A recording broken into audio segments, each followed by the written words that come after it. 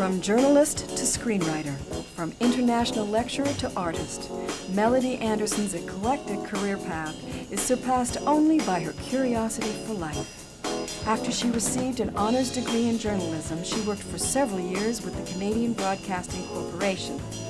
Following that, she traveled around the world and became the first woman in Australia to read a radio newscast. People start to give up on themselves, and they start to give up on their own lives. And depression is a very, very common ailment that family members suffer from.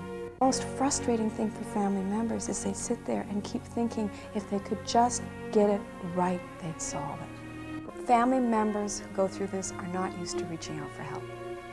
They should be able to figure this out on their own. And when they come here, they learn that's something they don't ever have to do again. They never again have to go through this process by themselves. Two old drunks back in 1935 sit back. They don't know from anything. They just know that they want to stay sober.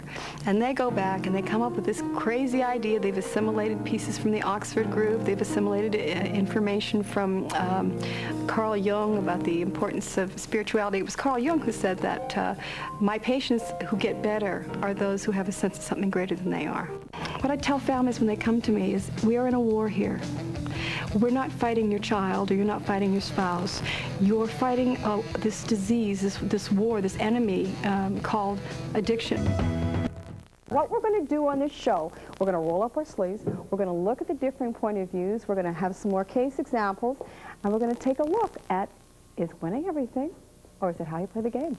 So it's not the athlete's issue to police themselves in the game. This is what this guy is saying. You know, you got to do what you got to do to protect his quarterback, your team. Yes. Where are the referees?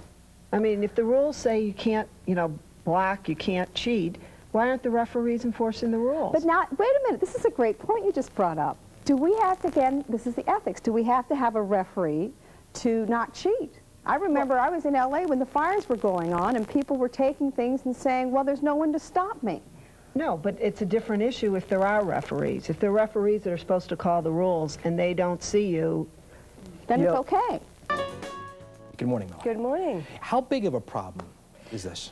Well, let's put it this way. For every one person who has a problem with substance abuse, 7 other people are affected. So we're talking about numbers up to 70 million people in this country are one way or the other affected by substance abuse. What age should you start talking to your kids about alcohol? I think the issue is what are you, as a parent, sending your child as a model on how to use alcohol?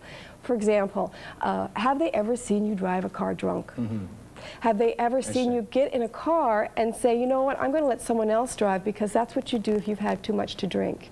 Have they ever seen you try to pretend like you haven't got a problem with alcohol? And most importantly, is there a family history of alcohol? This is a metabolic disease. There's a problem with the liver. The alcoholic liver does not break down alcohol like a normal liver. So it takes more alcohol to get the effect. So when you're working with parents and parents are talking to their children, if they say, oh, I can drink anybody under the table, this is not cool.